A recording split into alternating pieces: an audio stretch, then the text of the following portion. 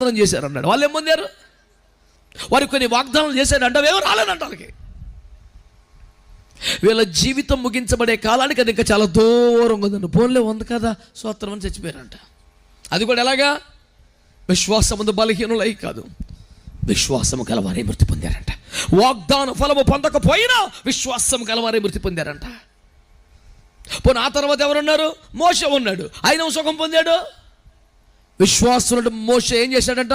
అల్పకాల పాప భోగులు అనుభవించడం కంటే దేవుని ప్రజలతో శ్రమ అనుభవించిన మేలని ఐగుప్తు కుమారుని అనిపించడం ఒప్పుకోలేదు, వదిలేశాడు. నెక్స్ట్ ఎవరు? డానియేల్. నెక్స్ట్ ఎవరు? షడ్రక్ మేషక్ అబేద్నెగో. ఎవరు పొందారు సార్? అసలు నాకు పిచ్చెక్కిపోద్ది. ఏదైనా పొందుకోవడానికి కావలసిన విశ్వాసాన్ని ప్రోత్సహించడానికి హెబ్రీ 11 పడతారేంట్రా నాయన? అందులో పొందుకున్న పేరే లేదు. అందరు ఇచ్చేసిన వాళ్ళే ఉన్నారు. ఇచ్చి చచ్చిపోయిన పేరే ఉంది. అసలు బైబిల్లో దేవుని